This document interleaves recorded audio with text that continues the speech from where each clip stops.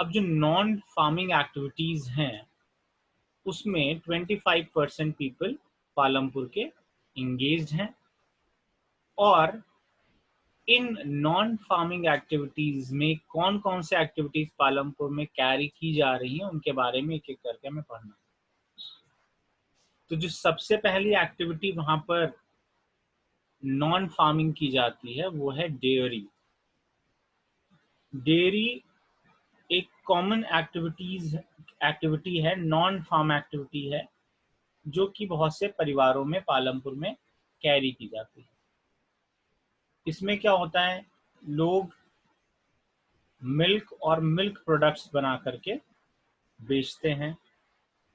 इसके लिए बेफालोज, काऊ वगैरह वो रियर करते हैं, कैटल्स को रियर करते हैं, पालते हैं, और फिर उनसे मिलने वाले मिल्क से मिल्क प्रोडक्ट्स को बनाते हैं और मिल्क को सेल करते हैं। ये डेयरी का बिजनेस है। बेफेलोज को फीड कराने के लिए बहुत तरह की जो ग्रास होती हैं वो, और ज्वार एंड बाजरा, ये आपको याद रखना। ये जब ज्वार और बाजरा पढ़ रहे थे क्रॉपिंग सीजन, उसमें भी आया था और वहां पर लिखा भी था कि ये एनिमल्स को फीड कराने के लिए भी यूज किया जाता है। तो ग्रास, ज्वार एंड बाजरा, और ये ज्वार और बाजरा किस सीजन में ग्रो करता है, रेनी सीजन में, ठीक है।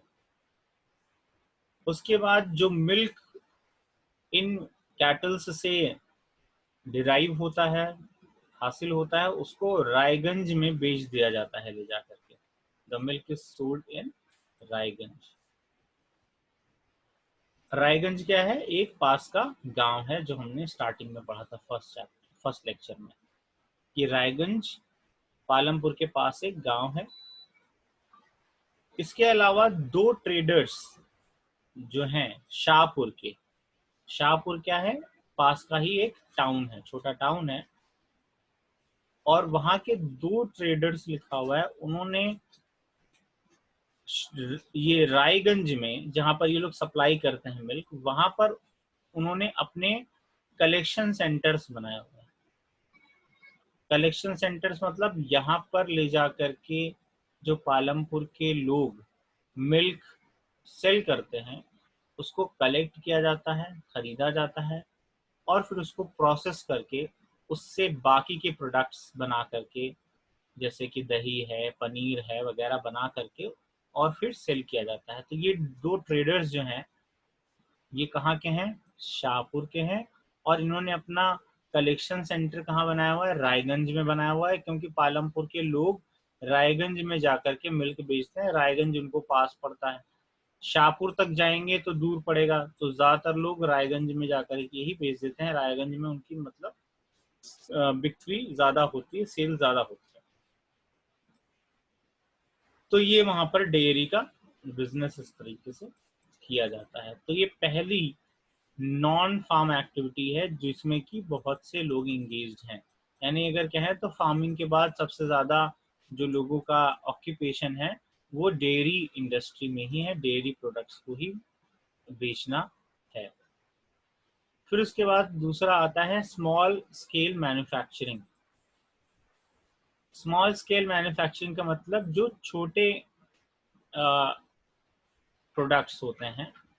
स्मॉल प्रोडक्ट्स का मतलब क्या, कि जो सिंपल टेक्निक से प्रोड्यूस किए जा सकते हैं, जिनके लिए बहुत सोफिस्टिकेटेड, बहुत मॉडर्न टेक्निक या बहुत बड़ी मशीनों की जरूरत नहीं होती जिन चीज़ों को बनाने के लिए, जैसे कि कैंडल्स बनाने का इंडस्ट्री है, ठीक है, इंसेंस स्टिक जो होता है, अगरबत्ती है, धूप बत्ती बनाने का बिजनेस है।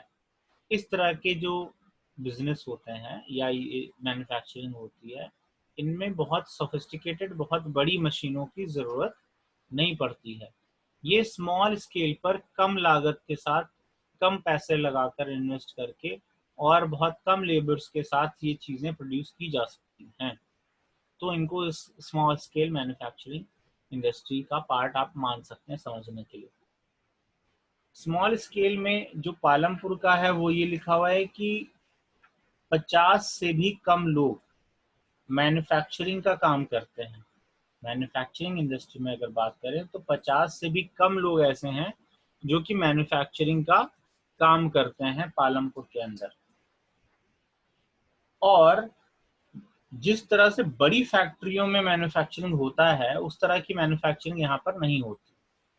बड़ी बड़ी फैक्ट्री में जैसे आप टीवीज और चैनल्स में देखते हैं, बहुत बड़ी सोफिस्टिकेटेड मशीनें होती हैं, ढेर सारे लेबर्स और मैकेनिक्स लगे होते हैं, उस तरह का मैन्युफैक्चरिंग ये नहीं होता है। बल्कि मैन्युफैक्चरिंग जो है वो बहुत सिंपल प्रोडक्शन मेथड्स और बहुत सिंपल प्रोडक्शन की मशीनों का इस्तेमाल करके किया जाता है। इसीलिए इसको स्मॉल स्केल मैन्युफैक्चरिंग कह रहे हैं, क्योंकि बहुत कम लागत के साथ और बहुत सिंपल मशीन्स को खरीद करके ये प्रोडक्शन स्टार्ट किए जा सकते हैं। Now they are carried out mostly at home. ज्यादातर जो स्मॉल स्केल मैन्युफैक्चरिंग का काम है उसके लिए अलग से फैक्ट्री सेट करनी नहीं पड़ती है, अलग से कोई बहुत बड़ा लैंड प्लॉट खरीदना नहीं पड़ता है फैक्ट्री बनाने के लिए, बल्कि घर में ही उसको प्रोडक्शन किया जा सकता है। या फिर कभी कभी अपने फार्म लैंड्स के एक कॉर्नर पे मशीनें छोटी मोटी सेटअप करके एरिया बना करके वहां पर प्रोडक्शन किया जा सकता है।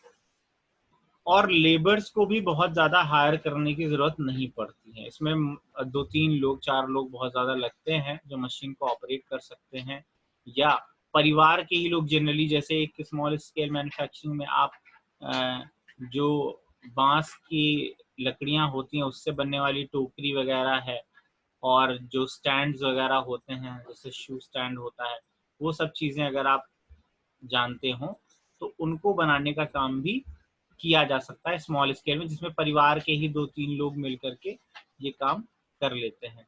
स्मॉल स्केल मैन्युफैक्चरिंग का ये पार्ट है। तो घर में ही इसको, घर के ही परिवार के सदस्य ही मिल करके ऐसे मैन्युफैक्चरिंग एक्टिविटी को कैरी कर सकते हैं। और मुश्किल से ही लेबरर की ज़रूरत पड़ती है इस इंडस्ट्री में, तो लेबरर्स की ज़रूरत भी कम है या नहीं होती बहुत सी जगहों पर। ये हो गई दूसरी नॉन फार्म एक्टिविटी, यानी पहली हमने नॉन फार्म क्या पढ़ी, हमने पढ़ा डेयरी, और दूसरी नॉन फार्म क्या पढ़ी हमने, स्मॉल स्केल मैन्युफैक्चरिंग। तीसरी जो नॉन फार्म एक्टिविटी है वो है शॉपकीपिंग। हर जगह पर शॉपकीपर्स होते हैं, तो पालमपुर में भी बहुत से ऐसे लोग हैं जो कि शॉपकीपिंग का काम करते हैं, जिनकी दुकानें हैं। और स्पेशलाइज्ड शॉप ना हो करके यहाँ पर जो दुकानें हैं ज्यादातर वो क्या हैं, एक जैसे आपके यहाँ जनरल स्टोर की दुकानें होती हैं वैसी ही दुकानें हैं जहाँ पर सारी ही चीजें रखते हैं वो। स्पेशलाइज्ड शॉप्स का मतलब क्या, कि अगर किसी एक आइटम की शॉप है तो वही आइटम वहाँ पर आपको मिलेगा। लेकिन यहाँ पर जो ज्यादातर शॉप्स हैं वो क्या है, जनरल स्टोर्स हैं। वहाँ पर आपको सारी ही लगभग डेली यूज की चीजें मिल जाती हैं। वहीं पर आपको राइस भी मिल जाएगा, वीट भी मिल जाएगा, शुगर भी मिल जाएगा, टी भी मिल जाएगा, oil, biscuit, soap, toothpaste, batteries, candles, notebooks, pen, pencil, सब एक साथ रख करके और बेचा जाता है। ऐसे स्टोर्स को हम जनरल मर्चेंट या जनरल स्टोर कहते हैं। तो इस तरह की दुकानें वहां पर ज्यादातर हैं। स्पेशलाइज शॉप नहीं कि एक स्टेशनरी की शॉप है तो वहाँ केवल स्टेशनरी ही मिल रहा है, एक केवल ग्रेन्स, फूड ग्रेन्स की शॉप है तो वहाँ केवल फूड ग्रेन्स मिल रहा है। इस तरह की शॉप्स नहीं है, बल्कि वहाँ पर एक जनरल स्टोर्स है जहाँ पर सब तरह के सामान बेचे जाते हैं शॉप्स के अंदर। जो लोग एक्सचेंज ऑफ गुड्स करते हैं, मतलब कि शॉपकीपिंग का मतलब आप जानते हैं कि चीज़ों को होल सेल से परचेज करते हैं और फिर होल सेल पे उनको कुछ कम दाम का मिलता है, उसमें अपना प्रॉफिट ऐड करके, और रिटेल में जो शॉपकीपर होता है उसको रिटेलर भी बोलते हैं, वो रिटेल प्राइस पर उसको सेल करते हैं कस्टमर्स को डायरेक्ट, और उसमें बीच में जो उनको पैसा मार्जिन जो होता है वो प्रॉफिट उनका होता है। ये इस तरह से भी वहां पर बहुत से लोग इंगेज्ड हैं एक्टिविटीज में। अब कुछ जो लोग हैं जिनका घर बस स्टैंड वगैरह के पास है, जैसे बस स्टैंड है वहां पर पालमपुर का, जो उसके पास कुछ लोगों के मकान हैं, उन्होंने क्या किया हुआ है, अपने घर के आगे कुछ हिस्सा दुकान बना दिया है, उसमें अपना शॉप बना दिया है। और इस शॉप पर अब वो लोग खाने पीने की चीजें बेचते हैं।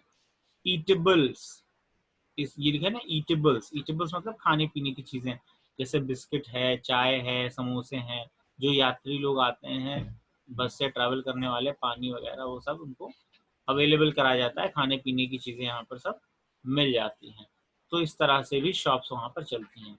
यानी दो तरह की शॉप्स हैं, कुछ जनरल स्टोर्स हैं ज़्यादातर, और जो बस स्टैंड वगैरह के पास मकान है उन्होंने शॉप्स बनाकर के ईटेबल आइटम्स वो बेचते हैं, चाय नाश्ते की दुकानें हैं उनकी। तो ये थर्ड नॉन फार्मिंग एक्टिविटी थी। फोर्थ नॉन फार्मिंग एक्टिविटी जो है दैट इज ट्रांसपोर्ट। अब हम जानते हैं कि हर जगह पर ट्रांसपोर्ट की जरूरत पड़ती है, और हमने स्टार्टिंग में देखा है इस चैप्टर में कि पालमपुर के पास बहुत सी अच्छी ट्रांसपोर्ट की सड़कें हैं, ऑल वेदर रोड्स अवेलेबल हैं, जो रायगंज और फिर शाहपुर को जोड़ती हैं पालमपुर से। और हमने ये भी पढ़ा था कि वहां पर बहुत तरह के मीन्स ऑफ ट्रांसपोर्ट मिल जाते हैं।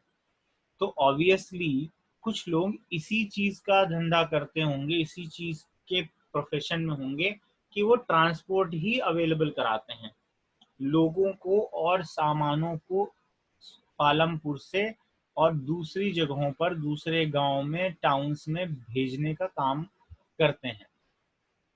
रिक्शा वाला, टांगा वाला, जीप, ट्रैक्टर, ट्रक, ये सारी चीजें वहां पर से अवेलेबल होती हैं। तो इनको ड्राइव करने वाले जो होते हैं ड्राइवर्स, वो लोग यही बिजनेस करते हैं, उनका यही काम है, और उसमें वो ट्रांसपोर्ट का पैसा लेते हैं। कुछ लोग जो किराए पर चलवाते हैं गाड़ियां, वो भी इससे फायदा कमाते हैं, और जो ड्राइव करते हैं, जो ड्राइवर्स होते हैं ट्रैक्टर वगैरह के, जीप के ड्राइवर्स हैं, उनको भी इससे इनकम होती है। So we seen that there are variety of vehicles on the road connecting Palampur to Raiganj. Rickshaw वाला, टांगा वाला, ये सब हम लोग देख चुके हैं। इनका यूज करके लोगों को और चीजों को, सामान जो भी प्रोड्यूस हो रहे हैं, जैसे कि डेयरी प्रोडक्ट्स हो गए, जो स्मॉल मैन्युफैक्चरिंग के सामान हो गए, उनको ले जा करके मार्केट में बेचना। और जो शहर में मार्केट है वहां से जनरल स्टोर के सामान जो होल सेल से लाते हैं, हमने बोला कि होल सेल से खरीद करके और फिर रिटेल में बेचे जाते हैं गाँव में, शॉपकीपर जो बेचते हैं, तो वहां से सामान मंगाया भी जाता है सिटीज से, क्योंकि वहीं पर जो टाउन है और जो रायगंज है वहाँ पर ही बड़े गोडाउन्स हैं होल सेलर्स के, वहाँ से सामान मंगाए जाते हैं। तो उसके लिए ट्रांसपोर्ट की ज़रूरत पड़ती है। ये प्रोवाइड करने वाले लोग भी यहाँ पर हैं, जो कि नॉन फार्म एक्टिविटी है एक तरह की। तो इस तरह से हमने देखा कि यहाँ पर बहुत से तरह के नॉन फार्म एक्टिविटीज भी कैरी किए जाते हैं। अब इनसे रिलेटेड कुछ लोगों के बारे में कहानियां भी लिखी हुई हैं, तो उनको भी हम थोड़ा थोड़ा सा देख लें, ताकि जो क्वेश्चन आते हैं कभी कभी नाम लेकर के भी आ जाते हैं स्टोरी से। जैसे कि एक स्टोरी दी हुई है मिश्री लाल की। मिश्री लाल जो है, ये इस वाले का पार्ट है, स्मॉल स्केल मैन्युफैक्चरिंग में स्टोरी दी हुई है। मिश्री लाल जो है, इन्होंने एक mechanical sugar cane crushing machine खरीदी है। इन्होंने एक मशीन खरीदी है, वो मशीन क्या करती है, मैकेनिकल मशीन है, और वो शुगर केन को क्रश करती है, मतलब गन्ने को क्रश करती है, ठीक है, उसका जूस निकालती है। ये मिश्री लाल ने एक मशीन खरीदी हुई है। और ये इलेक्ट्रिसिटी हमें पता ही है कि पालमपुर में आती है, तो उसका यूज करके इस मशीन को चलाया जाता है। इसको उन्होंने अपनी फील्ड में सेटअप करवाया है मशीन को। पहले शुगर केन की जो क्रशिंग की जाती थी, पहले भी गुड़ बनता था, जैसे इसको क्रश करके क्या करते हैं, इससे गुड़ बनाते हैं मिश्री लाल। तो पहले भी ये काम होता था गांव में, लेकिन उस समय बैलों का यूज किया जाता था, ठीक है, बुलक्स का यूज करके, और उससे क्रशिंग कराई जाती थी, कोल्हू का यूज करके उसको बोलते थे।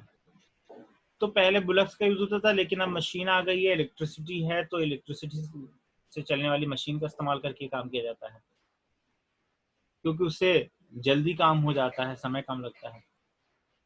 अब मिश्री लाल जो है वो शुगर केन खरीदते हैं जो फार्मर्स हैं उनसे, और फिर इसको प्रोसेस करते हैं, अपनी मशीन से और उससे जैगरी बनाते हैं। जैगरी बनाते हैं मतलब क्या, गुड़ बनाते हैं उससे, ठीक है, जैगरी, जैगरी बनाते हैं और फिर उसको शाहपुर में ले जा करके बेच देते हैं। इससे मिश्री लाल को प्रॉफिट होता है। तो ये एक तरह की क्या है, स्मॉल स्केल मैन्युफैक्चरिंग है। तो इसके एग्जाम्पल में इस तरह से एक स्टोरी दी हुई है। एक और स्टोरी देखिए दी हुई है, ये है करीम की स्टोरी। करीम के बारे में लिखा है कि करीम ने एक कंप्यूटर क्लास ओपन करी है। करीम ने क्या किया है, करीम ने एक कंप्यूटर क्लास ओपन करी है गांव में ही। और पिछले सालों में, कुछ सालों में बहुत से बच्चे जो हैं, बहुत से जो स्टूडेंट्स हैं गांव के, जो जा करके कॉलेज में पढ़ते हैं शाहपुर टाउन में। शाहपुर टाउन में एक कॉलेज है, वहां पर ही बच्चे पढ़ते हैं गांव के जा करके। तो करीम को ऐसा लगा कि बहुत से स्टूडेंट्स जो हैं गांव के, वो कंप्यूटर क्लासेस अटेंड करने के लिए टाउन में ही जाना पड़ता है उनको। कॉलेज तो जाते ही हैं, फिर उसके अलावा उनको कंप्यूटर क्लास के लिए भी वहीं पर जाना पड़ता है। तो इस वजह से उनको दिक्कत होती है। और इसी का उन्होंने सोच करके, और उनको ये पता चला कि उनके गांव में ही दो महिलाएं हैं जिन्होंने कंप्यूटर में डिग्री भी ली हुई है, कंप्यूटर एप्लीकेशन का डिग्री है उनके पास। तो उनको लगा कि इन महिलाओं को हम अपने यहाँ रख लें और एक कंप्यूटर क्लास स्टार्ट कर दें, तो हमारे कंप्यूटर क्लास में बहुत से बच्चे गांव के, जिनको शहर जाना पड़ता है, टाउन जाना पड़ता है, वो यहीं पर पढ़ सकते हैं कंप्यूटर।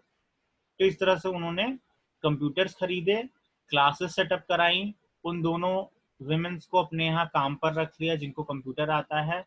और अपने घर के ही फ्रंट रूम में उन्होंने इस तरह से क्लास बना करके, जो कि मार्केट की तरफ फेसिंग है, मार्केट की तरफ उसका फेस है उनकी क्लास रूम का। तो इस तरह से उन्होंने कंप्यूटर क्लास सेटअप कर ली। अब बहुत से बच्चे, हाई स्कूल स्टूडेंट्स और ग्रेजुएट स्टूडेंट्स जो भी हैं, वो आ करके अच्छे खासे नंबर्स में इस क्लास को अटेंड करते हैं, और इससे करीब, तो एक नए तरीके का कह सकते हैं आप, नॉन फार्म एक्टिविटी जो है कंप्यूटर क्लासेस का या कोचिंग क्लासेस का, ये भी स्टार्ट हो चुका है। तो इस तरह की एक्टिविटीज भी वहां पर है। एक लिखा हुआ है स्टोरी किशोरा का, ट्रांसपोर्ट वाले में लिखा हुआ है ये स्टोरी। किशोरा एक फार्म लेबरर है, और जैसे कि बाकी फार्म लेबरर्स हैं, किशोरा को भी अपनी फैमिली की ज़रूरतों को पूरा करने में दिक्कत आती है, क्योंकि उसके वेजेस इतने ज़्यादा नहीं है, उसको जो मजदूरी मिलती है वो इतनी ज़्यादा नहीं है कि वो अपना परिवार उसे चला सके। कुछ साल पहले किशोरा ने क्या किया, बैंक से लोन लिया, और उस लोन को लेकर के, और ये लोन उसको मिल गया, गवर्नमेंट की स्कीम आई थी, उसके तहत उसने बैंक से एक लोन लिया,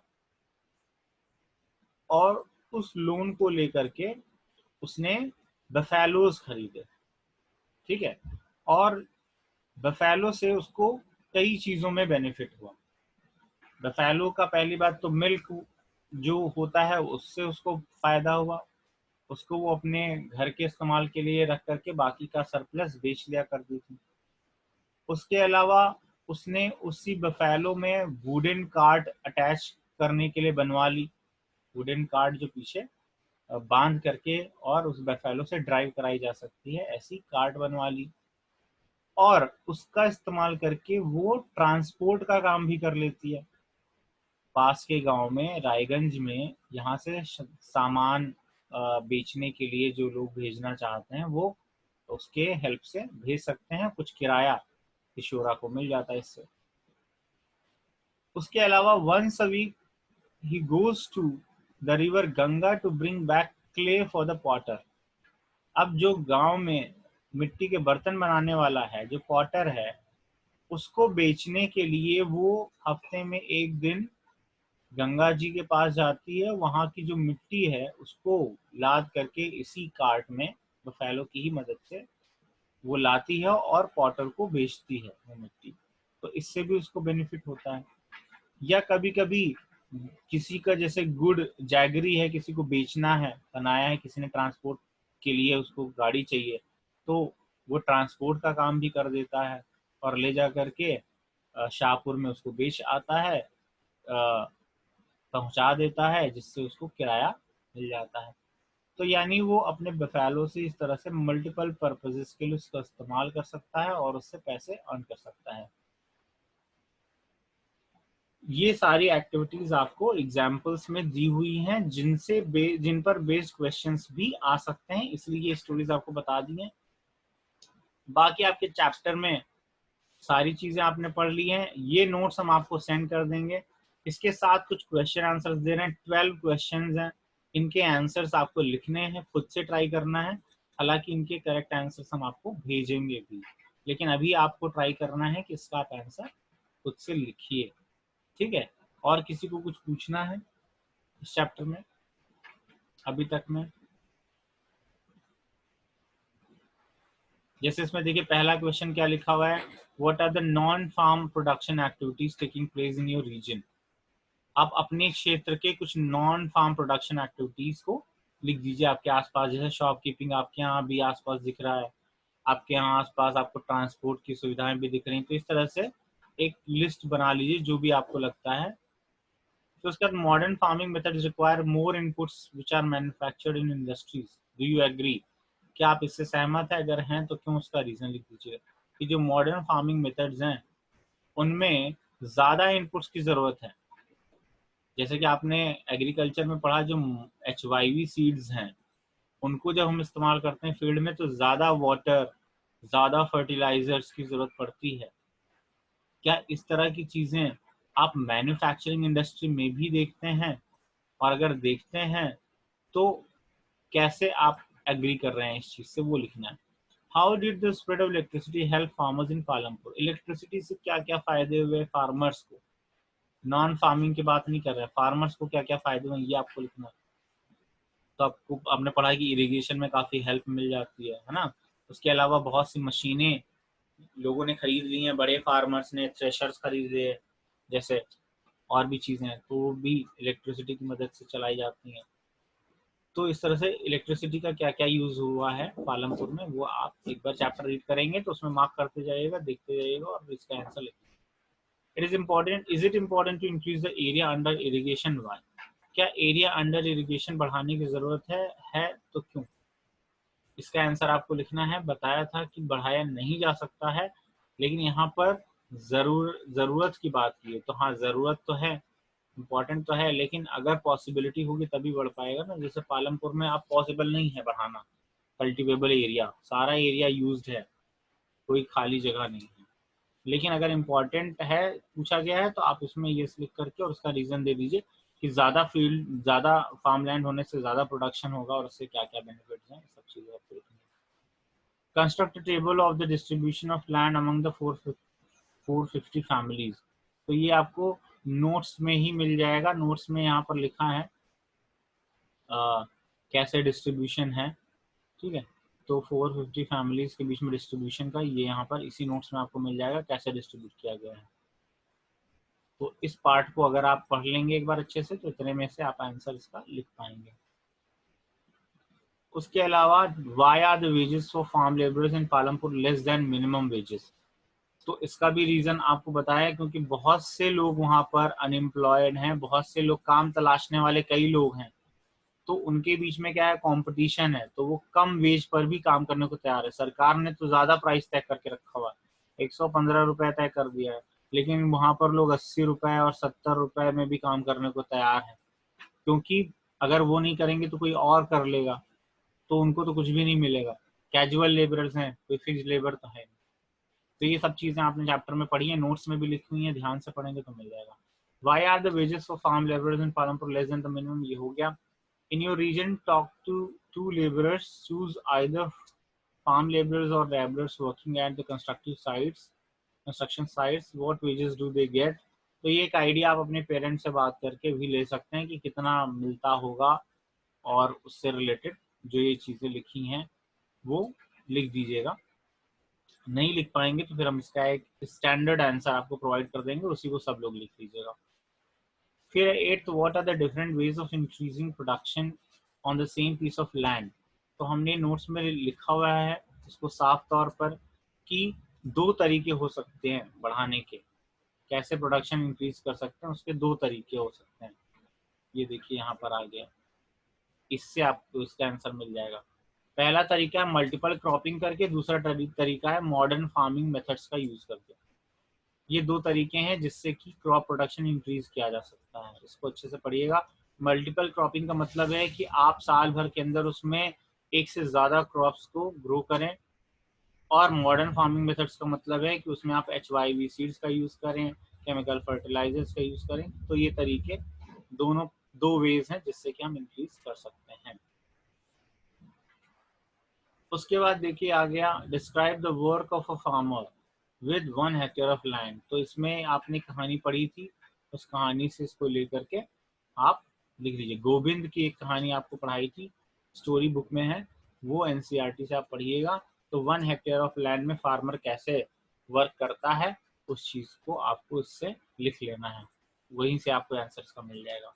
गोविंद वाली स्टोरी में गोविंद के जो बच्चे थे उनके पास 1-1 हेक्टेयर के आसपास जमीनें बची थी डिस्ट्रीब्यूट होने के बाद, तो उन्होंने कैसे उसको काम किया वो सारी। फिर how do the medium and large farmers obtain capital for farming.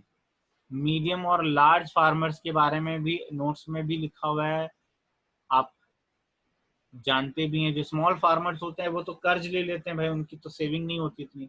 Medium और लार्ज फार्मर्स की अपनी खुद की सेविंग होती है।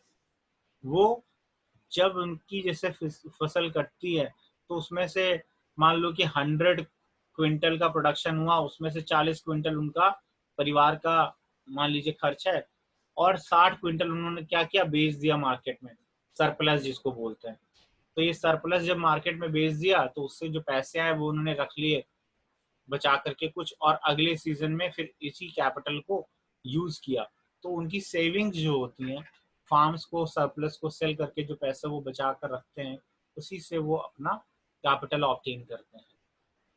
और स्मॉल फार्मर्स से कैसे डिफरेंट है, स्मॉल फार्मर्स के पास कोई सेविंग नहीं होती है, क्योंकि उनके पास सरप्लस क्रॉप्स नहीं होती हैं, वो परिवार ही नहीं चला पाते, बड़ी मुश्किल से चला पाते हैं।